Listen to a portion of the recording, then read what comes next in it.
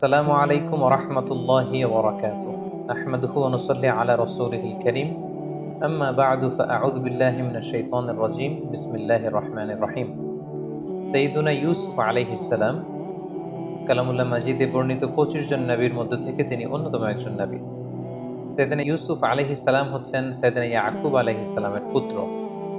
ওনার জন্ম হয় ইরাকের হাররানে, শৈশব কাটে কানাআনে এবং কৈশোর থেকে বাকি জীবন কাটে মিশরে।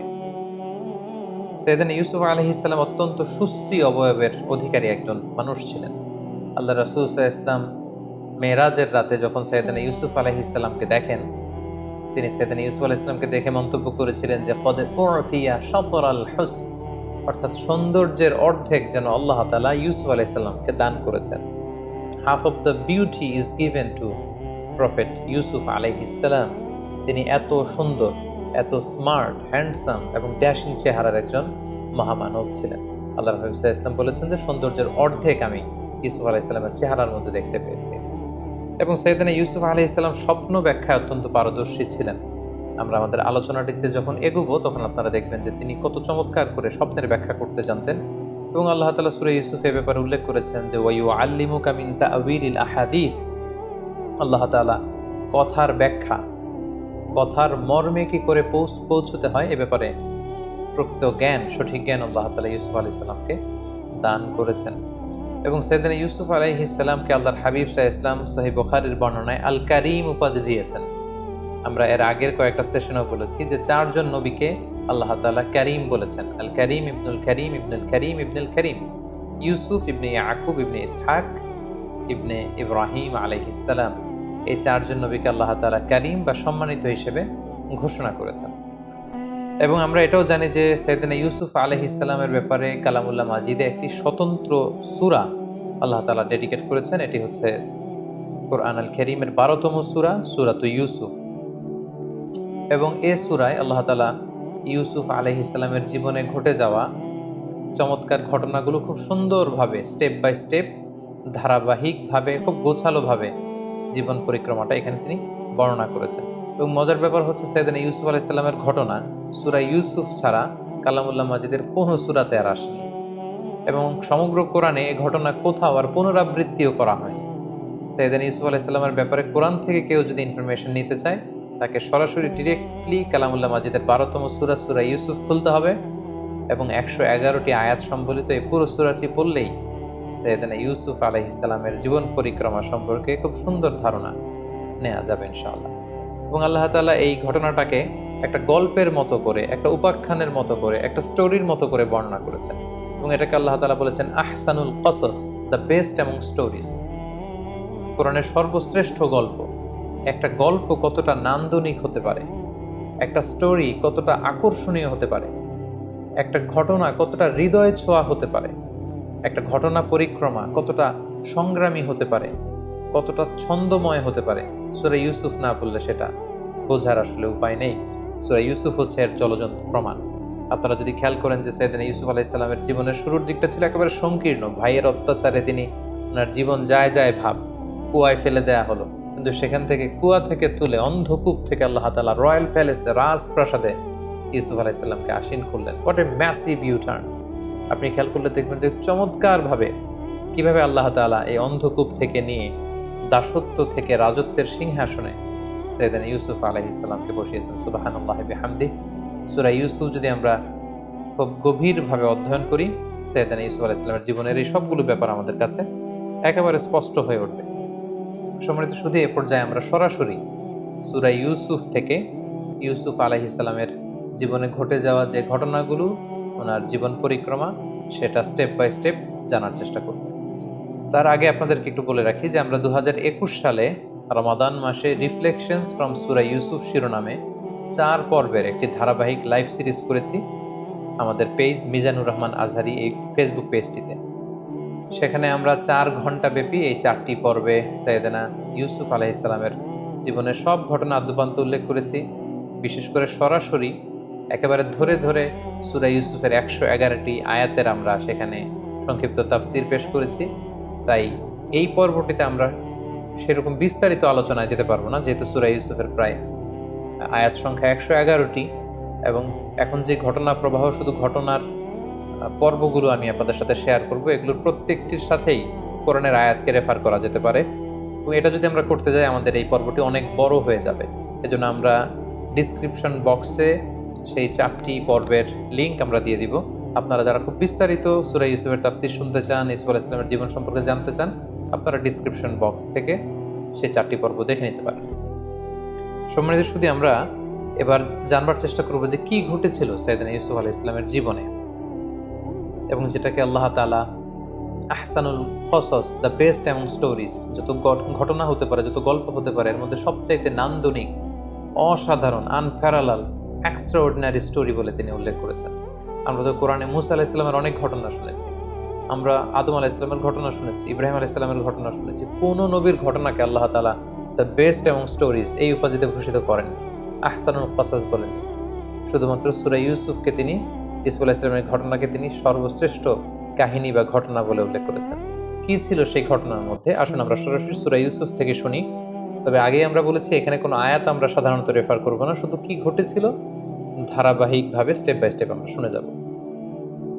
ইউসুফ আলাইহিস সালামের সূরা ইউসুফের ঘটনাটি শুরু হয়েছিল এভাবে যে ছোট্ট ইউসুফ শৈশবকালে তিনি একটি স্বপ্ন দেখেন যে 11টি তারা, চাঁদ আর সূর্য তাকে সেজদা করছে। খুব অদ্ভুত একটা স্বপ্ন দিয়ে সূরা ইউসুফের কথাবার্তা শুরু, যে তিনি স্বপ্নে দেখলেন 11টি তারা, চাঁদ, সূর্য তাকে সিজদা করছে। তিনি তার পিতা ইয়াকুব আলাইহিস সালামের কাছে স্বপ্নের কথা বললেন। ইয়াকুব আলাইহিস সালাম তাকে উপদেশ দিলেন যে ইউসুফ, এটা খুব চমৎকার স্বপ্ন, যেহেতু আমি নবী এবং আল্লাহ তাআলা আমাকে প্রমিস করেছেন যে আমার পরে তিনি নবুয়তের এই ধারাবাহিকতা অব্যাহত রাখবেন, সো তুমি নবী হওয়ার সম্ভাবনা আছে। এই সুন্দর স্বপ্ন তুমি কাউকে বলতে যেও না, বিশেষ করে তোমার ভাইদেরকে বলো না, তাহলে তারা ষড়যন্ত্র করতে পারে, তোমার জেলাসি করতে পারে। এবং তিনি যে আশঙ্কা করেছিলেন সেটাই ঘটল। ভাইয়েরা ষড়যন্ত্র করলো, জেলাসি করলো, এবং ভাইয়েরা ভাবলো ঘটনা কি, আব্বা শুধু ইউসুফকে এত ভালোবাসে, এত আদর করে কেন? এক কাজ করি, ইউসুফকে যদি দুনিয়া থেকে সরিয়ে দিতে পারি তাহলে আমাদের পথের কাঁটা একেবারে পরিষ্কার। আব্বা তখন আমাদেরকে ভালোবাসতে শুরু করবে। যেই চিন্তা সেই কাজ। তারা প্ল্যান করলো কি করে দুনিয়া থেকে এই ছোট্ট ইউসুফকে সরিয়ে দেওয়া যায়। তারা একদিন ইয়াকুব আলাইহিস সালামকে জোরাজুরি করলো যে বাবা, আপনি ইউসুফকে কেন আমাদের সাথে মাঠে পাঠান না? কারণ ইয়াকুব আলাইহিস সালামের 10 ছেলে, তারা পেশায় রাখাল ছিল, তারা মরুভূমিতে ছাগল, মেষ, দুম্বা এগুলো চড়াতো। তারা একদিন বায়না ধরলো যে বাবা, ইউসুফকে আপনি আমাদের সাথে কেন দেন না? আপনি কি আমাদেরকে ট্রাস্ট করেন না? আপনি ইউসুফকে আমাদের সাথে পাঠান, সে বনে বাজারে দৌড়াবে, সে জঙ্গলে দৌড়াবে, সে মরুভূমিতে লাফালাফি করবে, ছোটাছুটি করবে, ওর খুব ভালো লাগবে। বাবা, আপনি ইউসুফকে আমাদের সাথে পাঠান। ইয়াকুব আলাইহিস সালাম দিতে চাইলেন না। জোরাজুরি করে ইয়াকুব আলাইহিস সালামের 10 ছেলে ইউসুফ আলাইহিস সালামকে নিয়ে তারা রওনা হলেন। এবং তারা যখন মরুভূমিতে ইউসুফ আলাইহিস সালামকে নিয়ে গেলেন, সেখানে অকথ্য, অমানবিক নির্যাতন তারা ইউসুফ আলাইহিস সালামকে উপর তারা করে, এবং এক পর্যায়ে তাকে হত্যার জন্য উদ্ধত হয়। 10 ভাইয়ের এক ভাই ছিল অত্যন্ত দয়া পরবশ। সে বললো যে না, ইউসুফকে হত্যা করো না, এক কাজ করো, তাকে কুয়ায় ফেলে দাও। এই কুয়ার পাশ দিয়ে অনেক ক্যারাভ্যান, অনেক কাফেলা যায়, কাফেলার কেউ না কেউ তাকে কুয়া থেকে তুলে নিয়ে যাবে।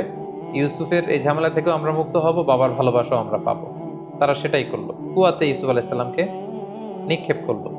আর সেদিন রাতে এসে কান্নার ভান করে তারা মিথ্যা গল্প বানালো আর বলল যে বাবা, সবাই একসাথে এসে কান্না জুড়ে দিল যে বাবা, আমরা খেলাধুলা করছিলাম, হঠাৎ একটা নেকড়ে বাঘ এসে ইউসুফকে খেয়ে ফেলেছে, পাকালাহ দ্বীপ। এই দেখেন যে ইউসুফের গায়ের জামা, বেসিক্যালি তারা একটি ছাগল জবাই করে ওই ছাগলের রক্ত ইউসুফের জামার মধ্যে লাগিয়ে একটা মিথ্যা ফেব্রিকেটেড স্টোরি তারা বানিয়েছে। ইয়াকুব আলাইহিস সালাম দেখলেন যে জামার কোথাও ছিঁড়া নেই, একেবারে সুন্দর একটা পরিচ্ছন্ন জামা, শুধু লাল রক্ত মাখানো। তিনি বললেন যে আমার ইউসুফকে খেয়ে ফেললো, কিন্তু ইউসুফের জামায় একটা আঁচড় দিল না, এটা কেমন নেকড়ে বাঘ? তিনি বিশ্বাস করলেন না। বললেন যে এটা তোমরা বানিয়ে বলছো গল্প। তবে তিনি এতটা দৃঢ় মনোবলের মানুষ ছিলেন, তিনি বললেন ফাসবরুন জামিল, তোমরা মিথ্যা কথা বলছো, তবে আমি আল্লাহর উপর ধৈর্য ধারণ করলাম, আমার আল্লাহ আমার ইউসুফকে ভালো রাখবে। এবং ইউসুফ আলাইহিস সালামকে যখন কুয়ায় ফেলে দেওয়া হলো, সেদিন জিবরাইল আলাইহিস সালাম যে ওনাকে আশ্বস্ত করলেন যে Yusuf, Allah is with you, don't worry about it, কোনো চিন্তা নেই, টেনশন নেই, জাস্ট তুমি ধৈর্য ধারণ করো। ঠিকই তার পরের দিনে কাফেলা যাচ্ছিল, তৃষ্ণার্ত কাফেলা, পানির জন্য বালতি নামিয়ে দিল কুয়ায়। জিবরাইল আলাইহিস সালাম বললেন বালতিতে উঠে বসো। ইউসুফ আলাইহিস সালাম উঠে বসলেন, পালতি টেনে তোলা হলো। তারা তো ইয়া বুশরা হাযা গোলাম, অবাক হয়ে বলতেছে এত সুন্দর একটা ছোট্ট ছেলে আসলো কোত্থেকে এই কুয়ার মধ্যে। কাফেলার যিনি প্রধান সে বলল যে বেশি কথা বলো না, একে কাফেলাতে লুকিয়ে ফেলো। আমরা মিশরের বাজারে, একটা বাজার আছে যেখানে দাস কেনা বেচা হয়, ওখানে এই ছেলেকে বিক্রি করলে অনেক টাকা পাওয়া যাবে, অনেক সুশ্রী প্রিন্সের মতো চেহারা, তাকে ওখানে বেচে দিব। সাইয়েদনা ইউসুফ আলাইহিস সালামকে নিয়ে যাওয়া হলো, নিয়ে মিশরের দাস কেনাবেচা হয়ে এরকম একটি বাজারে বিক্রি করে দেয়া হলো। এবং কাকতালীয়ভাবে ওনাকে কিনতে আসলো মিশরের তৎকালীন গভর্নর, যাকে কোরআনে বলা হয়েছে আজিজে মেসর। তিনি অনেক টাকা দিয়ে ইউসুফ আলাইহিস সালামকে কিনে নিলেন, কিনে রাজপ্রাসাদে নিয়ে গেলেন। সুবহানাল্লাহ। ভাইয়েরা ফেললো কুয়াতে, আল্লাহ তাআলা ওনাকে রাজপ্রাসাদে একটা এন্ট্রি নেয়ার ব্যবস্থা করে দিলেন। সেখানে তিনি রাজপ্রাসাদে বড় হতে লাগলেন। ওনার শৈশবটা ঠিক এভাবে সূরা ইউসুফে বর্ণিত হয়েছে। এবার যদি আমরা ওনার কৈশোর বা ইয়ুথ টাইম, যৌবনকালের দিকে আমরা যদি মুভ করি, তাহলে দেখব যে তিনি রাজপ্রাসাদে বড় হতে লাগলেন। ইজিপ্টের গভর্নর ইউসুফ আলাইহিস সালামকে নিয়ে তার স্ত্রী জুলাইখার কাছে দিয়ে বলল, এই ছেলেটাকে চলো আমরা দত্তক হিসেবে নেই, আমাদের তো আল্লাহ তো কোনো ছেলে মেয়ে দেয়নি, সেই হয়তো আমাদের ছেলের মতো থাকতে পারবে, তাকে নাও, তাকে বড় করো। এবং আল্লাহ তাআলার মেহেরবানিতে রয়্যাল প্যালেসে রাজকীয় একটা পরিবেশের মধ্যে দিয়ে ইউসুফ আলাইহিস সালাম বড় হতে লাগলেন। এবং সেখানে তিনি কৈশোর পেরিয়ে যৌবনে পদার্পণ করলেন। আল্লাহ তাআলা ওই রাজপ্রাসাদে ওনাকে নবী হিসেবে অ্যাসাইন করলেন। তারপর ঘটনা একটু ভিন্ন দিকে মোড় নেয়। সাইয়েদনা ইউসুফ আলাইহিস সালাম যখন যৌবনে পদার্পণ করলেন, আমরা বলেছি যে কদ উতিয়া শাতরাল হুসন, half of the beauty is given to him. তার মতো সুন্দর তাবৎ দুনিয়ায় ওই সময় কোনো মানুষ আর দ্বিতীয়টি ছিল না। এতটা ড্যাশিং চেহারার, এতটা স্মার্ট চেহারার, এতটা সুদর্শন কোনো মানুষ পৃথিবীর কেউ কখনো দেখেনি। সো ওনার যৌবনের এই সৌন্দর্য দেখে যে জুলাইখা তাকে নিজের ছেলের মতো পালতে পেলে পেলে বড় করছিল, সে জুলাইখা নিজেই তার প্রেমে হাবুডুবু খেতে শুরু করল। এবং এক পর্যায়ে জুলাইখা সাইয়েদনা ইউসুফ আলাইহিস সালামকে কুপ্রস্তাব দিল, প্রেমের প্রস্তাব, কুপ্রস্তাব। এবং ইউসুফ আলাইহিস সালাম এটা প্রত্যাখ্যান করলেন। তিনি বললেন, কিভাবে এটা সম্ভব? আমি আপনাকে মায়ের চোখে দেখি, মায়ের মতো দেখি, আপনি আমাকে মায়ের আদরে বড় করেছেন, এখন কিভাবে আপনার স্বামী থাকা অবস্থায় আপনি পাপের প্রস্তাব আমাকে করতে পারছেন? ইউসুফ আলাইহিস সালাম প্রত্যাখ্যান করলেন। জুলাইখার ডাকে তিনি সাড়া দিলেন না। কিন্তু জুলাইখা নাছুর বান্দা, যে কোনো মূল্যেই তিনি তার ডিজায়ারকে ইউসুফের মাধ্যমে ফুলফিল করতে চান। আমি খুব, to make the long story very short, খুব সংক্ষেপে আমি বলছি যে একদিন গভীর রাতে জুলাইখা ইউসুফ আলাইহিস সালামকে একটা খাওয়াস, একটা স্পেশাল চেম্বারে ডেকে পাঠালেন। এবং যাকে দিয়ে ডাকিয়ে আনলেন তাকে বললেন যে এই চেম্বারে ঢুকতে 7টা দরজা পেরোতে হয়, প্রত্যেকটা দরজায় বড় বড় তালা লাগিয়ে দিবে যাতে করে ইউসুফ বেরোতে না পারে। ইউসুফ আলাইহিস সালাম সেখানে ঢুকলেন, 7টা দরজায় তালা লাগিয়ে দেওয়া হলো। এবার জুলাইখা আবারও প্রেম নিবেদন করলো। ইউসুফ আলাইহিস সালাম প্রত্যাখ্যান করলেন, নানাভাবে ফুসলাতে লাগলো। সেদিন ইউসুফ আলাইহিস সালাম প্রত্যাখ্যান করলেন। তারপরে জোরাজুরি যখন শুরু করলো জুলাইখা, তখন আল্লাহ তাআলার আদেশে জিবরাইল আলাইহিস সালাম বললেন যে, হে ইউসুফ, তুমি যদি ঈমান বাঁচাতে চাও তাহলে দৌড়াও। ইউসুফ আলাইহিস সালাম দেখলেন যে তালা লাগানো। তিনি কাল বিলম্ব না করে আল্লাহর নামে দৌড়াতে শুরু করলেন। কিন্তু খুব অবাকভাবে তিনি যখন দরজার সামনে আসলেন, মুহূর্তের মধ্যে দরজার তালা খুলে যেতে লাগলো। 1, 2, 3, 4, 5, 6 এভাবে 60টি দরজার বড় বড় তালা খুলে গেল। এবং পেছন থেকে জুলাইখা ও ইউসুফ আলাইহিস সালামকে ধরবার জন্য দৌড়াতে লাগলো। সাইয়েদনা ইউসুফ আলাইহিস সালাম দৌড়াচ্ছেন বাঁচার জন্য, জুলাইখা দৌড়াচ্ছে ইউসুফ আলাইহিস সালামকে পাওয়ার জন্য। দৌড়াতে দৌড়াতে 7ম দরজার কাছে যখন জুলাইখা চলে আসলো, ইউসুফ চলে আসলো, জুলাইখা ইউসুফ আলাইহিস সালামের জামার পেছনে ধরে টান মারলো। সেই টানের চোটে সাইয়েদনা ইউসুফ আলাইহিস সালামের জামার পেছনের কিছু অংশ ছিঁড়ে গেল। ইন দ্য মিন টাইম 7ম দরজারও তালা খুলে গেল। হঠাৎ তারা দুজন দেখতে পেল যে আজিজে মেসর দাঁড়িয়ে আছেন, অর্থাৎ জুলাইখার স্বামী। কি এক অদ্ভুত বিব্রতকর পরিস্থিতি। আজিজে মেসর দেখলেন যে ইউসুফ আলাইহিস সালাম হাঁপাচ্ছেন, জুলাইখা হাঁপাচ্ছে, তার পোশাক আশাকের অবস্থা খুব একটা সুন্দর না। তখন তিনি বললেন, আসলে তোমাদের মাঝে কি ঘটেছে এই মাঝরাতে? আমাকে সত্য কথা কেউ বলো, কেউ না কেউ মুখ খোলো, বলো আমাকে কি ঘটেছে এবং সত্য কথা বলো। তখন জুলাইখা আগ বাড়িয়ে সামনে যে একটা মিথ্যা গল্প সাজালো। সে বলতে আরম্ভ করলো যে নিজের ছেলের মতো করে যাকে বড় করেছে সে আজ গভীর রাতে আমার রুমে হানা দিয়েছে আমার শ্লীলতা হানির জন্য, আমার ইজ্জত নষ্ট করবার জন্য, আমার শ্লীলতা হানির জন্য সে আমার ঘরে জোর করে হানা দিয়েছে, তার বিচার করুন। আজিজে মেসর অত্যন্ত ক্ষিপ্ত হলেন। তিনি বললেন, এখানেই বিচার হবে তোমার, তবে তোমার মন্তব্য বা কথাও আমি শুনতে চাই। তোমার কি কিছু বলার আছে ইউসুফ? তোমার কি কোনো সাক্ষী আছে? ইউসুফ আলাইহিস সালাম বললেন, হ্যাঁ আছে। সাইয়েদনা জিবরাইল বললেন, আপনি বলেন যে আপনার সাক্ষী আছে। কে সাক্ষী? ইউসুফ আলাইহিস সালাম বললেন, এই সাক্ষী আমার পক্ষের কোনো লোক নয়।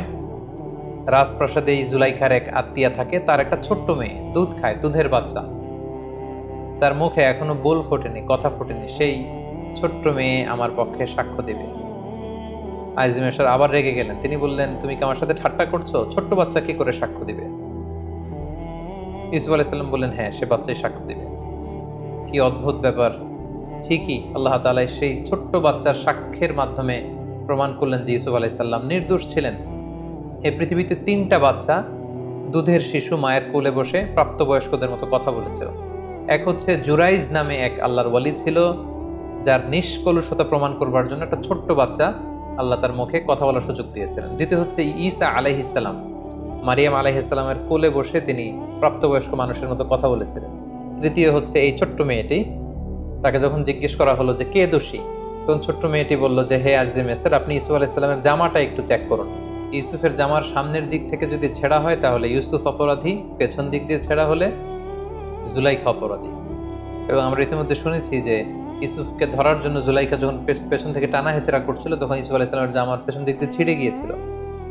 আজিজে মেসের চেক করে দেখলেন যে ইউসুফের জামার সামনের দিকে তো একেবারে পরিচ্ছন্ন, কোনো ছেঁড়া ফাড়া নেই, কিন্তু ঠিকই ইউসুফ আলাইহিস সালামের জামার পেছন দিক দিয়ে ছেঁড়া। এবং এটা সবার সামনে এটা প্রমাণিত হয়ে গেল যে ইউসুফ আলাইহিস সালাম এখানে নির্দোষ ছিলেন, প্রকৃত দোষী হচ্ছে জুলাইখা।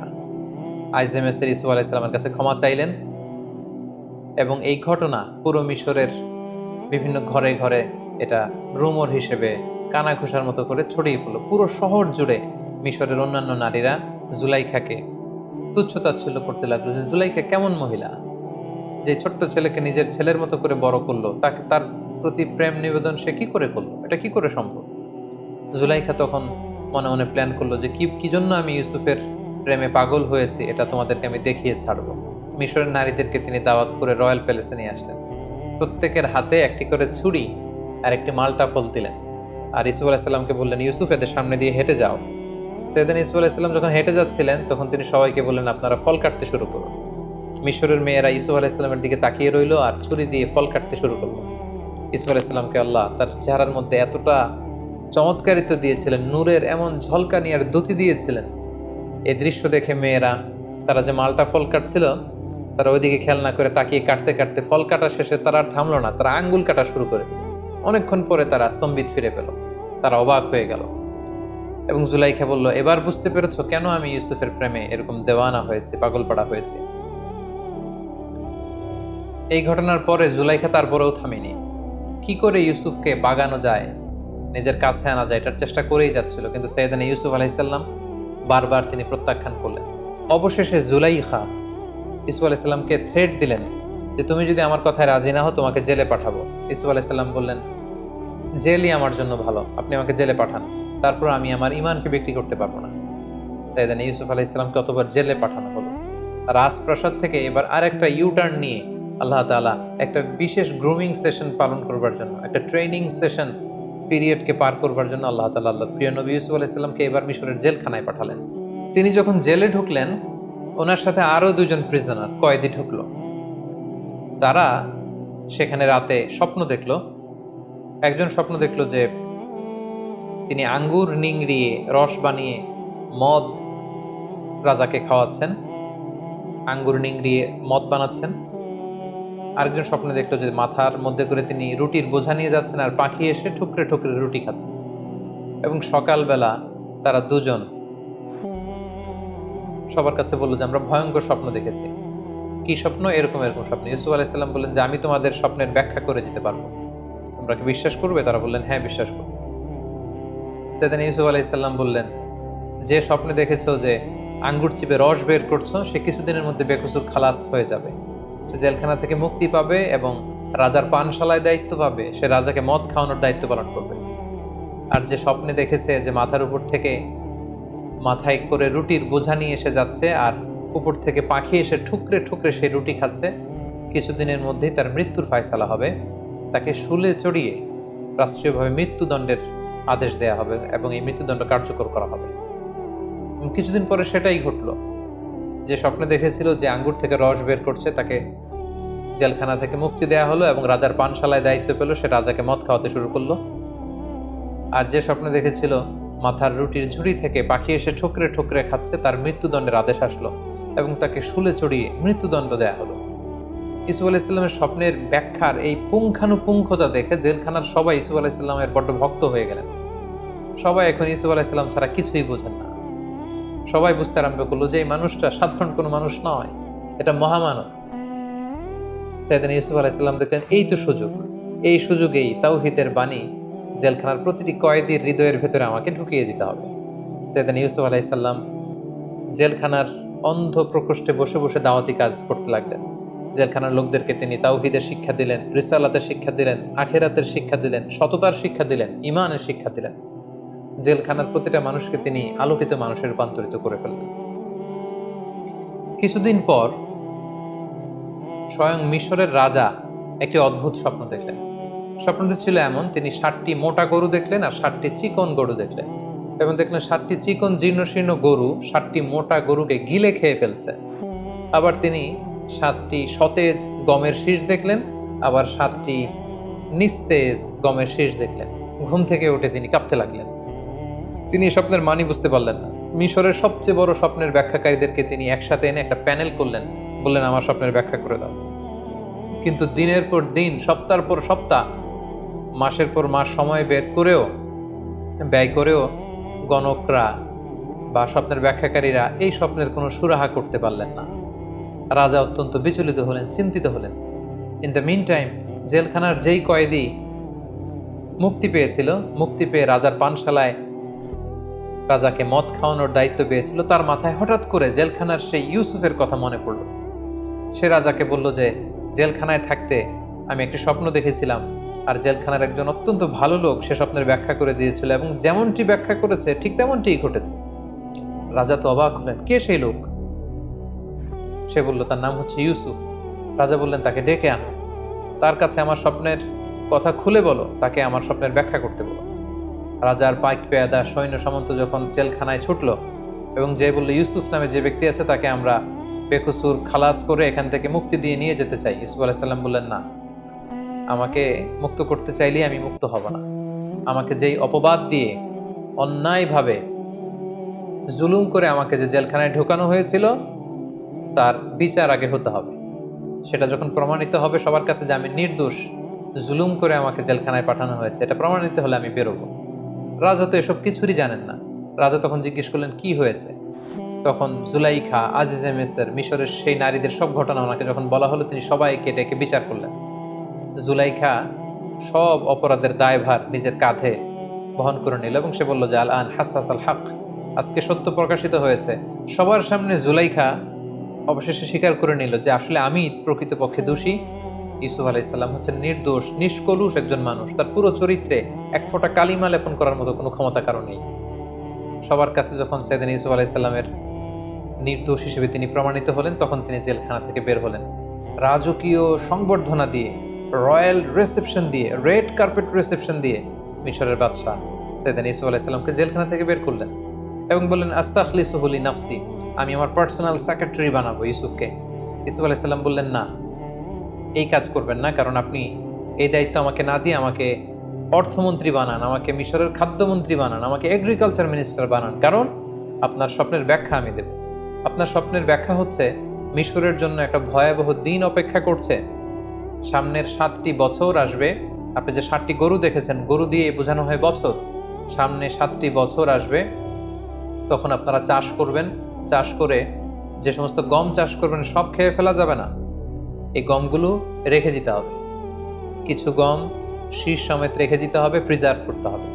7 বছর পর আসবে প্রচণ্ড দুর্ভিক্ষ, অনাবৃষ্টি, মাটি ফেটে চৌচির হয়ে যাবে, এক ফোঁটা বৃষ্টি মিশরের জমিনে আসবে না। ওই দুর্ভিক্ষের সময়ে আপনাদের জমানো গমের ভান্ডার থেকে জনগণকে এটা বিতরণ করে সবাইকে খাওয়াবে। 7-14 বছর যখন চলে যাবে, এরপরে 7 বছর প্রচণ্ড বৃষ্টি হবে, পুরো মিশর সবুজ শ্যামলে একেবারে পরিপূর্ণ সতেজ হয়ে যাবে, গাভীর ওলানগুলো দুধে পূর্ণ হয়ে যাবে, মাঠ ঘাটে ফসলের সয়লাভ হয়ে যাবে। তাহলে 7-7-7 3-7-21 বছরের একটা রোড ম্যাপ তিনি স্বপ্নের ব্যাখ্যা দান করালেন এবং রাজা অত্যন্ত খুশি হলেন। রাজা বললেন ঠিক আছে, আপনাকে ফিনান্স মিনিস্ট্রি, এগ্রিকালচার মিনিস্ট্রির দায়িত্ব দেওয়া হলো। সাইয়েদনা ইউসুফ আলাইহিস সালাম জেল থেকে বের হয়ে মন্ত্রীর ভূমিকায় অবতীর্ণ হলেন এবং এই স্বপ্নের ব্যাখ্যা বিপরীতে তিনি যে রোডম্যাপ, দুর্ভিক্ষ দমন বা দুর্ভিক্ষ মোকাবেলার যে রোডম্যাপ তিনি দাঁড় করিয়েছেন সেটা অনুযায়ী মিশরের জনগণকে নিয়ে তিনি কাজ করতে শুরু করলেন। ঠিকই ওনার কথা অনুযায়ী প্রথম 7 বছর গম চাষ করা হলো, রাষ্ট্রীয় কোষাগারে শুকনো গমকে প্রিজার্ভ করা হলো। 7 বছর যখন শেষ হয়ে গেল, ঠিকই ওনার স্বপ্নের ব্যাখ্যা অনুযায়ী হুবহু 7 বছর পরেই দুর্ভিক্ষ শুরু হলো, অনাবৃষ্টি শুরু হলো, ড্রট, ফ্যামিন শুরু হলো। পুরো মিশর জুড়ে অনাবৃষ্টি, এক ফোঁটা বৃষ্টি নাই, পানি নাই, নীল নদের পানি শুকিয়ে যেতে লাগলো, না খেয়ে মানুষ মরবার মতো অবস্থা। সাইয়েদনা ইউসুফ আলাইহিস সালাম এই কঠিন পরিস্থিতি মোকাবেলার জন্য গত 7 বছর ধরে খাদ্য সংরক্ষণ করেছেন। তিনি এবার খাদ্য বিতরণ করতে লাগলেন। পুরো মিশরি জনগণ ইউসুফ আলাইহিস সালামের এই চমৎকার ইন্টেলেকচুয়াল প্ল্যানিংয়ে সবাই খুশি হয়ে গেল। পুরো মিশর জুড়ে সাইয়েদনা ইউসুফ আলাইহিস সালামের জয় জয়কার হতে শুরু করলো। গোটা বিশ্বে যত জায়গায় দুর্ভিক্ষ হয়েছে সবাই না খেয়ে তখন মরতে শুরু করলো, কিন্তু মিশরে দুর্ভিক্ষের কোনো প্রভাব তখন পড়েনি, কারণ সাইয়েদনা ইউসুফ আলাইহিস সালাম খুব চমৎকারভাবে খাদ্য সংরক্ষণ করেছেন। তখনকার এই দুর্ভিক্ষ শুধু মিশরেই প্রভাব পড়েনি, আশেপাশের দেশগুলোতেও দুর্ভিক্ষের কারণে মানুষ না খেয়ে থাকতে শুরু করলো। সেই যে ইউসুফ আলাইহিস সালামের ছেলেবেলা কেটেছে কানাআনে, যেখানে তার 10 ভাই যারা তাকে অত্যাচার করে কুয়ায় ফেলেছিল, ইউসুফ আলাইহিস সালামের পিতা ইয়াকুব, তার আত্মীয় স্বজন বনি ইসরায়েলের সবাই কিন্তু ওখানে এই দুর্ভিক্ষের কবলে পড়ে না খেয়ে মরার মতো অবস্থা। তখন আল্লাহর নবী ইউসুফ আলাইহিস সালামের পিতা ইয়াকুব আলাইহিস সালাম সন্তানদেরকে বললেন, তোমরা মিশরে যাও, শুনেছি মিশরে খাদ্যের মজুদ রয়েছে, সেখান থেকে তোমরা খাদ্য নিয়ে আসো। ইয়াকুব আলাইহিস সালামের পরামর্শে তার 10 ছেলে, অর্থাৎ ইউসুফ আলাইহিস সালামের 10 ভাই, যারা ছোটবেলায় তাকে অত্যাচার করে বাবার কোল থেকে ছিনিয়ে নিয়ে কুয়ায় ফেলে দিয়েছিল, সেই 10 ভাই খাবারের অন্বেষণে মিশরে এসে পৌঁছল। তখন নিয়ম ছিল যে মিশরের বাইরের কোনো দেশ থেকে কেউ যদি খাদ্য সংরক্ষণের জন্য বা সংগ্রহের জন্য মিশরে আসতো, সেই ব্যাপারটা সরাসরি as an agriculture minister and as a finance minister Yusuf আলাইহিস সালাম নিজে ডিল করতেন। এই 10 ভাইকে তখন বাধ্য হয়ে মিশরের তখন ফিনান্স মিনিস্টারের সাথে দেখা করতে হলো। এবং আমরা জানি ফিনান্স মিনিস্টারের চেয়ারে তখন বসা ইউসুফ আলাইহিস সালাম মিশরের মন্ত্রী, আর তার সামনে 10 ভাই কাচুমাচু হয়ে, জীর্ণ শীর্ণ হয়ে, ছেঁড়া পুরাতন পোশাক পরে তারা এসে দাঁড়ালো। ইউসুফ আলাইহিস সালাম সিম্পলি জিজ্ঞেস করলেন, তোমরা কারা? তারা বললো, আমরা কানাআনের অধিবাসী। ইউসুফ আলাইহিস সালাম অবাক হলেন, কানাআন শুনেই ওনার ছোটবেলার কথা মনে পড়লো। জিজ্ঞেস করলেন, তোমাদের নাম কি? তারা যখন নাম বলতে আরম্ভ করলো, ইউসুফ আলাইহিস সালামের চোখ দিয়ে পানি নামার উপক্রম। ইউসুফ আলাইহিস সালাম জিজ্ঞেস করলেন, তোমাদের বাবার নাম কি? তারা বললো, ইয়াকুব আন-নবী। ইউসুফ আলাইহিস সালাম নিজেকে আর ধরে রাখতে পারলেন না, কিন্তু তিনি অনেক কষ্ট করে নিজেকে সামলে স্বাভাবিকভাবেই তাদের সাথে কথোপকথন শেষ করেছেন। তিনি খোঁজখবর নিলেন কানানবাসীদের, কিন্তু পরিচয় দিলেন না। ইউসুফ আলাইহিস সালাম 10 ভাইকে চিনতে পারলেন, কিন্তু 10 ভাই কিন্তু চিনতে পারেনি যে এটা তাদের সেই ছোট্ট ভাই ইউসুফ। ইউসুফ আলাইহিস সালাম মন্ত্রীর মতোই তাদের সাথে আচরণ করলেন, বললেন, ঠিক আছে, আমি তোমাদেরকে 10 ভাইয়ের জন্য 10 বস্তা গমের বরাদ্দ দিয়ে দিলাম, তবে তোমরা মোট কয় ভাই সেটা আমাকে বলো। তারা বললো, আমরা মোট 12 ভাই ছিলাম, বাকি 2 জন কোথায়? তারা বললো, এক ভাইকে বাঘে খেয়ে ফেলেছে। তাহলে আরেক ভাই কোথায়? তারা বললো যে আরেকজনের নাম বানিয়ামিন, তাকে আমাদের আব্বা আগলে রেখেছে, আসতে দেয়নি। কেন দেয়নি? তারা তখন বলল যে ছোটবেলায় বাঘে খাওয়া ভাইকে হারিয়ে তার আপন ভাই বেনিয়ামিনকে বাবা সবসময় কাছে কাছে রাখে, বাবার কাছ থেকে তাকে আনা এত সহজ না। ইউসুফ আলাইহিস সালাম বললেন, আমি এই কথা শুনবো না। নেক্সট টাইমে তোমরা যদি আবার খাবার নিতে আসো, অবশ্যই তোমাদের সেই ভাই বেনিয়ামিনকে, মানে যেটা আসলে ইউসুফ আলাইহিস সালামের আপন ভাই, তাকে নিয়ে আসতে হবে। তাকে আনতে না পারলে নেক্সট টাইমে আমি আর তোমাদেরকে গম দিব না, বা গমের বরাদ্দ তোমাদের জন্য থাকবে না। তারা বললো, ঠিক আছে, আমরা চেষ্টা করব। ইউসুফ আলাইহিস সালাম তার স্টাফদেরকে বললেন যে তাদেরকে 10 জনকে 10 বস্তা গম দাও, আর গমের দাম তারা যেটা দিয়েছে এটা লুকিয়ে 10 জনের গমের বস্তার ভিতরে আবার ঢুকিয়ে দাও, যাতে তারা বুঝতে পারে যে আমি অত্যন্ত দয়ালু। তারা যখন গম নিয়ে কানাআনে ফিরল, বাড়িতে ঢুকে যখন গমের বস্তা খুললো, তারা তো অবাক যে হাযিহি বিদআতুনা রুদ্দাত ইলাইনা। তারা ইয়াকুব আলাইহিস সালামকে বললেন যে, বাবা দেখেন, কত ভালো মানুষ মিশরের অর্থমন্ত্রী, তিনি আমাদের টাকাটাও রাখেননি, টাকাটাও আমাদের ব্যাগের ভিতরে দিয়ে দিয়েছেন। তবে বাবা, নেক্সট টাইমে যদি আমাদের গম আনতে হয়, তিনি বলেছেন যে আসলে আমাদের আরেক ভাই আছে কিনা তিনি বিশ্বাস করেন না যতক্ষণ না আমরা বেনিয়ামিনকে তার সামনে হাজির না করাবো। ইয়াকুব আলাইহিস সালাম বললেন, ছোটবেলায় যেভাবে আমি বিশ্বাস করে ইউসুফকে তোমাদের হাতে দিয়ে ইউসুফকে হারিয়েছি, তোমরা কি চাচ্ছ আবারও আমি বেনিয়ামিনকে দিয়ে বেনিয়ামিনকে এভাবে হারাতে? কখনোই না। কিন্তু ছেলেরা জোরাজুরি করতে লাগলো। ইয়াকুব আলাইহিস সালামও আর বেনিয়ামিনকেও তিনি ধরে রাখতে পারলেন না। 1 বছর পরে তাদের এই গমগুলো যখন শেষ হয়ে গেল, তারা বেনিয়ামিনকে নিয়ে মিশরে রওনা হলেন। ইউসুফ আলাইহিস সালামের সাথে সাক্ষাৎ করলেন। ইউসুফ আলাইহিস সালাম বললেন, তাহলে এটাই তোমাদের ভাই বেনিয়ামিন? তারা বলল, হ্যাঁ। তিনি বললেন, ঠিক আছে, তাহলে তো তোমরা সত্যবাদী, তোমাদেরকে আবারও অনেকগুলো বস্তা করে আমি গম দিয়ে পাঠিয়ে দেব। তিনি গমের বস্তা দিয়ে দিলেন। এবার তিনি বুদ্ধি করে একটা ট্রিক করে বেনিয়ামিনকে যাতে নিজের কাছে রেখে দিতে পারেন, তিনি একটি কাজ করলেন। উনি একটি স্বর্ণের পানপাত্র ব্যবহার করতেন, যেটা দিয়ে তিনি পানি খেতেন, বা মিশরের রাজা পানি খেত। তিনি বুদ্ধি করে এই পানপাত্রটা বেনিয়ামিনের গমের বস্তার ভিতরে ঢুকিয়ে দিলেন, এবং তারা যখন ফিরে চলে যেতে লাগলো গমের বস্তা নিয়ে, তিনি সৈন্যদেরকে পাঠালেন, মিশরীয় সৈন্য। তারা সবাইকে ডাক দিল, আইয়াতুহাল আইর ইন্নাকুম লাসারিকুন, মানে ওহে কাফেলার লোকেরা দাঁড়াও, তোমরা চোর। ইউসুফ আলাইহিস সালামের 11 ভাই দাঁড়ালেন, বেনিয়ামিন সহ। তারা বললেন, কি বলছো? আমরা এখানে এসেছি গম নেবার জন্য, আমরা তো চুরি করতে আসিনি। তোমরা কি হারিয়েছো বলো? তারা বললো, আমাদের রাজার পানপাত্র হারিয়েছি। তারা বললো, আমরা তোমাদের পানপাত্র নিয়ে কি করবো? আমরা দুর্ভিক্ষে মরে যাবার উপক্রম। সৈন্যবাহিনীর লোকেরা বলল, যদি তোমাদের কারোর গমের বস্তার ভেতরে আমাদের রাজার পানি খাওয়ার পাত্র পাওয়া যায়, তখন কি শাস্তি হবে বলো? তারা বলল, যার গমের বস্তার ভেতরে সেই পানপাত্র পাবে তাকে তোমরা রেখে দিও, কারণ আমাদের এলাকায় চোরদেরকে আমরা এই শাস্তি দিই। কেউ যদি কারো জিনিস চুরি করে, তাহলে যার জিনিস চুরি করা হলো সেই চোর তার দাস হয়ে যায়। তো আমাদের কারো গমের বস্তার ভেতরে যদি সেটা পাওয়া যায়, সে তোমাদের দাস, তাকে রেখে দিও। এবার সৈনিকদের মধ্যে থেকে একজন প্রত্যেকের গমের বস্তার থেকে গম বের করে খুঁজতে লাগলো, সার্চ করতে লাগলো। সার্চ করতে করতে কারো গমের বস্তার ভেতরে যখন পায় না, সর্বশেষে যখন বানিয়ামিনের বস্তা চেক করা হলো, দেখা হলো যে এখানে বানিয়ামিনের গমের বস্তার ভেতরে সেই পানপাত্র পাওয়া গেল। বাকি 10 ভাই তো লাজবাব, তারা তো অবাক। তারা বললো, হে বেনিয়ামিন, তুমি কি করলে এটা? তুমি এখানে এসে চুরি করবে আমরা কল্পনাও করতে পারিনি। তারা একটা মিথ্যা কথা বললো। তারা বললো, তোমার ভাইও ছিল চোর, তুমিও একটা চোর। নাউযুবিল্লাহি মিন যালিক। আসলে কথাটা একেবারে মিথ্যা। তখন সাইয়েদনা ইউসুফ আলাইহিস সালাম ওই জায়গায় এসে উপস্থিত হলেন। তিনি বললেন যে, তোমরা বলেছো চোরকে আমরা সাথে করে নিয়ে যাব, বেনিয়ামিনের বস্তায় যেহেতু পাওয়া গিয়েছে তাকে আমি নিয়ে গেলাম। তারা বলল, হে মিশরের অর্থমন্ত্রী, হে মেহেরবান, আপনি তো অত্যন্ত দয়ালু। এই ভাইকে যদি আমরা আমাদের বাবার কাছে ফিরিয়ে দিতে না পারি, আমাদের বাবা হয়তো মারাই যাবেন। আপনি যদি মেহেরবানি করে তার বদলে আমাদের 10 ভাইয়ের যে কোনো একজনকে রেখে দেন তার জায়গায়, আমরা অত্যন্ত কৃতজ্ঞ হব। ইউসুফ আলাইহিস সালাম বললেন, নাউযুবিল্লাহ, এটা আমার পক্ষে সম্ভব না। কারণ যে চুরি করেছে শাস্তি আমি তাকে না দিয়ে যদি অন্য কাউকে দেই, তাহলে মিশরের সবাই আমাকে জালিম ডাকবে।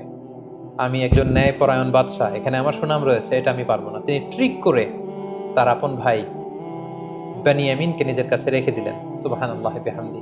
অনেক বছর পর ভাইয়ের সাথে তিনি মোলাকাত করলেন, কোলাকুলি করলেন, এবং তিনি যখন বেনিয়ামিনকে নিজের পরিচয় দিলেন, বেনিয়ামিনও নিজের চক্ষুকে বিশ্বাস করতে পারল না যে মিশরের অর্থমন্ত্রী আমার সে হারিয়ে যাওয়া বাঘে খাওয়া ভাই ইউসুফ। সুবহানাল্লাহি বিহামদি। অতঃপর ইয়াকুব আলাইহিস সালামের 10 ছেলে ব্যর্থ হয়ে কানানে ফিরে এসে বাবার কাছে সব খুলে বলল। ইয়াকুব আলাইহিস সালাম বিশ্বাস করতে পারলেন না। তিনি বললেন, আমার ছেলে বেনিয়ামিন চুরি করতেই পারে না। 10 ছেলে বলল, বাবা, আমরা যদি মিথ্যা বলে থাকি, কাফেলাতে আমাদের সাথে অনেক লোক ছিল, আপনি তাদেরকে জিজ্ঞেস করুন। তারা আমাদের সামনে দাঁড়িয়ে দাঁড়িয়ে দৃশ্য দেখেছে যে বেনিয়ামিনের ব্যাগ থেকেই সেই পানপাত্র পাওয়া গিয়েছে। ইয়াকুব আলাইহিস সালাম এবার আরো মর্মাহত হলেন, আরো দুঃখিত হলেন। তিনি ভেঙে পড়লেন একেবারে মানসিকভাবে। এতদিন ইউসুফকে হারানোর কষ্ট, এবার ইউসুফের ভাই বেনিয়ামিনকে হারানোর কষ্ট। কাঁদতে কাঁদতে উনি অন্ধ হয়ে গেলেন। তারপর আশা হারালেন না। বললেন, বাবারা, তোমরা আবার মিশরে যাও, আবার সেই অর্থমন্ত্রীকে অনুরোধ করো। আমার মন বলছে যে তোমরা ইউসুফ এবং বেনিয়ামিন দুজনকেই খুঁজে পাবে। 10 ভাই এবার আবার অর্থমন্ত্রীর কাছে যে ইয়াকুব আলাইহিস সালামের পক্ষ থেকে একটা চিঠি দিল যে, হে অর্থমন্ত্রী, আপনি পড়ে দেখুন আমার বাবা কি লিখেছে, আমাদের বাবা। তখন ইয়াকুব আলাইহিস সালাম অত্যন্ত মর্মস্পর্শী, হৃদয়স্পর্শী, আবেগঘন একটা চিঠি লিখেছিলেন যে, আমি একজন অন্ধ পিতা, অনেক বয়স আমার হয়ে গিয়েছে, ছোটবেলায় আমি ইউসুফকে, আমার সন্তানকে হারিয়েছি, আজ বেনিয়ামিনকে। এরকম আবেগঘন কথা যখন ইউসুফ আলাইহিস সালাম শুনলেন, তিনি আর ধৈর্য ধারণ করতে পারলেন, হাউমাউ করে কাঁদতে শুরু করলেন। এবং ওনার কান্না দেখে 10 ভাই অত্যন্ত আশ্চর্য হয়ে গেল। ঘটনা কি? আমাদের বাবার এই রিকোয়েস্ট শুনে মিশরের অর্থমন্ত্রী কাঁদে কেন? ইউসুফ আলাইহিস সালাম তখন 10 ভাইকে বলল, তোমরা কি করেছিলে ইউসুফের সাথে? কেন তোমরা ইউসুফকে কষ্ট দিয়েছিলে? এই প্রশ্নের জন্য আসলে 10 ভাই প্রস্তুত ছিল না। তারা অবাক হয়ে গেল যে ইউসুফের সাথে কি ঘটেছিল, কি করেছিলাম, এটা উনি জানবে কি করে? অতঃপর ইউসুফ আলাইহিস সালাম তাদের সামনে সত্যকে প্রকাশ করে দিলেন। তিনি বললেন, আনা ইউসুফ ওয়া হাদা আখি, আমি হচ্ছি সেই ইউসুফ যাকে তোমরা অত্যাচার করে মারপিট করে দুনিয়া থেকে বিদায় করবার উদ্দেশ্যে কুয়ার মধ্যে ফেলে দিয়েছিল। আমি সেই ইউসুফ। সেখান থেকে আল্লাহ তাআলা রাজপ্রাসাদে বড় করি আজকে এই অর্থমন্ত্রীর চেয়ারে আল্লাহ তাআলা আমাকে বসিয়েছেন। আল্লাহ তাআলা আমাকে অনেক নেয়ামত দিয়েছেন, আর এটাই হচ্ছে আমার ভাই বানিয়ামিন। 10 ভাই তখন অত্যন্ত লজ্জিত হলো, তারা ভয়ে কাঁপতে আরম্ভ করলো। তারা ভাবলো যে ইউসুফ এখন অর্থমন্ত্রী, মিশরের এত বড় পজিশনে আছে, চাইলে আমাদেরকে বড় শাস্তি দিতে পারবে। তারা কাঁপছিল। ইউসুফ আলাইহিস সালাম বললেন, লা তাসরিবা আলাইকুমুল ইয়াউম, তোমাদের প্রতি কোনো প্রতিশোধ নেয়ার মানসিকতা, কোনো রিভেঞ্জ নেয়ার মেন্টালিটি আমার নেই। আমি তোমাদের ক্ষমা করে দিলাম, তোমরা আমার ভাই। সবাইকে জড়িয়ে নিলেন। 10 ভাই ইউসুফ আলাইহিস সালামের কাছে ক্ষমা চাইলেন। ইউসুফ আলাইহিস সালাম বললেন, আমার এই গায়ের জামা নিয়ে বাবার চোখে লাগাও, বাবার দৃষ্টি ফিরে পাবে। কারণ এতদিনে ইয়াকুব আলাইহিস সালাম অন্ধ হয়ে গিয়েছিলেন কাঁদতে কাঁদতে। এবং তোমাদের বংশধর আমার বাবাকে নিয়ে, সবাইকে নিয়ে মিশরে আসো। এবং সেটাই ঘটলো। ইউসুফ আলাইহিস সালামের জামা নিয়ে 10 ভাই সাইয়েদনা ইয়াকুব আলাইহিস সালামের চোখে লাগালেন, তিনি দৃষ্টি ফিরে পেলেন। কানান থেকে বিশাল মানুষের বহর নিয়ে ইয়াকুব আলাইহিস সালাম মিশরে আগমন করলেন। সাইয়েদনা ইউসুফ আলাইহিস সালাম লাল গালিচার সংবর্ধনা দিয়ে বাবাকে রিসিভ করলেন। এবং অনেক বছর পর সেই ছোট্ট ইউসুফ আজকে পরিণত অর্থমন্ত্রী হয়ে বাবাকে রিসিভ করলেন, বাবাকে জড়িয়ে ধরলেন। এবং পিতা পুত্রের সেই মিলনের দৃশ্য যে কত সুন্দর ছিল সেটা কল্পনারও বাইরে। অনেক চমৎকার করে আল্লাহ তাআলা সূরা ইউসুফে এগুলো উল্লেখ করেছেন। এবং ইয়াকুব আলাইহিস সালাম সবাইকে নিয়ে, তিনি তার স্ত্রী এবং তার 11 সন্তানকে নিয়ে ইউসুফ আলাইহিস সালামকে একটা সেজদা দিয়েছিলেন। তাফসিরে এসেছে ওই সেজদাটা ছিল অনারারি সেজদা, সম্মানসূচক সেজদা। এটা ইবাদতের সেজদা নয়, যেটা ওই শরীয়তে ওই নবীদের জামানায় এটা জায়েজ ছিল। কিন্তু আমাদের শরীয়তে উম্মতে মুহাম্মাদের জন্য এরকম সম্মানসূচক সেজদা দেওয়াও জায়েজ নেই। এই সেজদাটা দিয়ে বাবা মা এবং 11 ভাই সেজদা দিয়ে ইয়াকুব আলাইহিস সালাম ইউসুফ আলাইহিস সালামকে ডেকে বলেছিলেন, ইউসুফ, তোমার কি মনে পড়ে সেই ছোট্টবেলায় তুমি একটা স্বপ্ন দেখেছিলে? আজকে আমরা যেটা করলাম এটাই হচ্ছে সেই স্বপ্নের ভিজুয়ালাইজেশন। তুমি স্বপ্নে দেখেছিলে যে চাঁদ, সূর্য আর 11টা তারা তোমাকে সেজদা করছে। চাঁদ আর সূর্য হচ্ছে আমি আর আমার স্ত্রী, আর 11টা তারা হচ্ছে তোমার এই 11 ভাই। অর্থাৎ আমাদের উপর তোমার শ্রেষ্ঠত্ব আল্লাহ পৃথিবীতে প্রমাণ করবেন, তোমার লিডারশিপ আমাদের উপর তিনি অবধারিত করবেন, এবং আমার পরে বেলায়াত, নবুয়াত আল্লাহ তাআলা তোমাকে দান করবেন। ঠিক এভাবে সাইয়েদনা ইয়াকুব আলাইহিস সালামের সাথে ইউসুফ আলাইহিস সালামের মিলিত হবার ঘটনাটি মিশরে এসে শেষ হয়। সম্মানিত শুধু এই ছিল আহসানুল কসাস, দ্য বেস্ট অ্যামং স্টোরিজ। সূরা ইউসুফের শুরু থেকে শেষ পর্যন্ত কোরআনের আয়াতগুলোকে উল্লেখ করা বা রেফার করা ছাড়া আমি শুধু ঘটনা প্রবাহটি আপনাদের সাথে শেয়ার করেছি। আমি বলেছি যে ডিসক্রিপশন বক্সে আমরা 4 পর্বের যে রিফ্লেকশনস ফ্রম সূরা ইউসুফের 4 ঘন্টার একটি আলোচনার লিঙ্ক আমরা সেখানে দিব। আপনারা আরও বিস্তারিত জানতে চাইলে সেগুলো আপনারা জেনে নেবেন ইনশাআল্লাহ। সম্মানিত শুধু এ পর্যায়ে আমরা ইউসুফ আলাইহিস সালামের জীবনী থেকে কি কি শিক্ষা গ্রহণ করতে পারি সে ব্যাপারে আলোকপাত করব। প্রথম যে শিক্ষাটি আমরা পাই সেটি হচ্ছে দ্য পাওয়ার অফ স্টোরিজ। একটা গল্প কতটা পাওয়ারফুল হতে পারে সেটা আমরা এখান থেকে জেনেছি। যেটাকে আল্লাহ তাআলা আহসানুল কসাস বলেছেন, দ্য বেস্ট অ্যামং স্টোরিজ। কারণ গল্প কিন্তু মানুষের মনে দাগ কাটে, গল্প মানুষকে ইনফ্লুয়েন্স করে, একটা গল্প আরেকজনকে ইন্সপায়ার করে। সেজন্য আমরা সফল মানুষদের গল্প শুনি, তাদের জীবনী পড়ি, যাতে করে সেখান থেকে আমরা কিছু শিক্ষা নিতে পারি। ইউসুফ আলাইহিস সালামের জীবনের প্রতিটি পরতে পরতে কিন্তু আমাদের জন্য শিক্ষা রয়েছে, এবং গল্পের মাধ্যমে যে শিক্ষা নেওয়া যেতে পারে এই বিষয়টি আমরা ইউসুফ আলাইহিস সালামের জীবনী থেকে পাই। 2 নম্বর যে শিক্ষাটি পাই, the relationship between father and son. বাবা সন্তানের সম্পর্কটা কেমন হওয়া উচিত আমরা দেখলাম যে ইয়াকুব আলাইহিস সালাম ইউসুফ আলাইহিস সালামের জন্য পাগল পাড়া। ছোট্টবেলা থেকে ইউসুফ আলাইহিস সালামকে হারিয়ে তিনি আশা হারাননি, বুক ভরা আশা নিয়ে তিনি বেঁচেছিলেন যে ইউসুফকে তিনি পাবেন। এবং সেই ছোট্টবেলা থেকেই ইউসুফ আলাইহিস সালামের সাথে যে সম্পর্ক, যখন যে উপদেশ দেওয়া দরকার সেই উপদেশ কিন্তু তিনি তাকে দিয়েছেন। এবং ইউসুফ আলাইহিস সালামের স্বপ্ন দেখে কাউকে শেয়ার করেননি, প্রথমে যে বাবার কাছে শেয়ার করেছেন। আমাদের বর্তমান সমাজে বাবা ছেলেদের সম্পর্কের অনেক গ্যাপ আমরা দেখতে পাই। ছেলে বাবাকে ওই রকম ট্রাস্ট করে না, বিপদে পড়ে সে অন্যদের সাথে শেয়ার করে, বাবার সাথে শেয়ার করে না। কিন্তু এই শিক্ষাটি কিন্তু আমরা এখান থেকে পাই। ছোট্ট ইউসুফ আগে বাবাকে বলেছিলেন। এবং ইয়াকুব আলাইসাল্লামও কাঁদতে কাঁদতে, ইউসুফ আলাইসাল্লামের জন্য কাঁদতে কাঁদতে শেষ বয়সে অন্ধ হয়ে গিয়েছিলেন। তাহলে বাবা ছেলের সম্পর্ক কেমন হওয়া উচিত, এই শিক্ষাটা কিন্তু আমরা এখান থেকে পাই। 3 নম্বর যে শিক্ষাটা আমরা পাই সেটা হচ্ছে জেলাসি একটা জীবনকে ধ্বংস করে দেয়। এবং আপনি যদি নেয়ামত প্রাপ্ত হন, বিশেষ কোনো মার্সি ব্লেসিংস আল্লাহর পক্ষ থেকে আপনার জীবনে থাকে, আপনি যদি জীবনে সফল হন আর আপনাকে কেউ জেলাসি করবে না, ইটস ইম্পসিবল, এটা অসম্ভব, এটা থাকবেই। কারণ নেয়ামাতু মাহসুদা, আল্লাহর কোনো নেয়ামত যদি আপনি পান, আপনার সমসাময়িক লোকেরা আপনার সাথে জেলাসি করবে। এজন্য সব ভালো কথা সবার সাথে সবসময় শেয়ার করতে নেই। আপনার যে কোনো ধরনের সাকসেস, আপনার কোনো ভালো বিষয় সবসময় সবার সাথে শেয়ার করতে নেই। কারণ সবাই আপনার ভালো দেখে খুশি হয় না, অনেকে অত্যন্ত বেজার হয়, অনেকে মনে মনে কষ্ট পায়, তারা হিংসার আগুনে জ্বলে পুড়ে মরে। এজন্য এই হিংসা থেকে আমাদেরকে বেঁচে থাকতে হবে। হিংসা একটি সুন্দর সম্পর্কের মধ্যে ভাঙন সৃষ্টি করতে পারে, একটি পরিবারের মধ্যে বিশৃঙ্খল একটা পরিবেশ তৈরি করতে পারে। এজন্য আল্লাহ তাআলা আমাদেরকে শিখিয়েছেন আমরা যেন এই হিংসা থেকে, হিংসাকারীদের থেকে আল্লাহ তাআলার কাছে যেন পানাহা চাই। সূরা ফালাকে কিন্তু আমরা সবসময় পড়ি যে অমিন শাররি হাসিদিন ইদা হাসাদ, হে আল্লাহ আমরা হিংসুকের হিংসা থেকে তোমার কাছে পানাহা চাই যখন সে হিংসা করে। সো এই হিংসা থেকে আমাদেরকে বেঁচে থাকবার চেষ্টা করতে হবে। 4 নম্বর যে ব্যাপারটি আমরা জানতে পারি যে এই সূরা ইউসুফ এবং ইউসুফ আলাইহিস সালামের জীবনীতে কয়েকটি স্বপ্নের কথা আমরা শুনেছি। স্বপ্নের ব্যাপারে বলবো যে স্বপ্ন অর্থবহ হওয়ার জন্য যিনি স্বপ্ন দেখেছেন তিনি মুমিন বা বিশ্বাসী হতে হবে, এটা নট নেসেসারি। অবিশ্বাসী কাফিরের স্বপ্নও সত্য হতে পারে। কারণ ইউসুফ আলাইহিস সালামের সাথে জেলখানায় যে দুজন কয়েদি ঢুকেছিল তারা কিন্তু মুশরিক ছিল, কিন্তু তাদের স্বপ্ন কিন্তু অর্থবহ হয়েছিল। পাশাপাশি রাজা যে স্বপ্ন দেখেছিল, রাজাও কিন্তু তখন মুশরিক ছিল, পরবর্তীতে ইউসুফ আলাইহিস সালামের প্রতি ঈমান এনে মুমিন হয়েছে।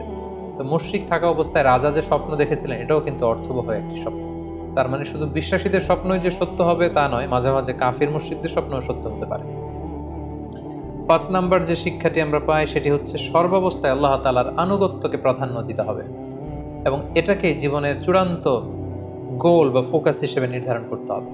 আমরা ইউসুফ আলাইহিস সালামের দিকে যদি খেয়াল করি, জুলাইখার টেম্পটেশন ওনাকে নড়াতে পারেনি, মিশরের সুন্দরী নারীদের ওয়াসওয়াসা ওনাকে নড়াতে পারেনি। ওনার যে ফোকাস, এই ফোকাস থেকে তিনি লক্ষ্যচ্যুত হননি।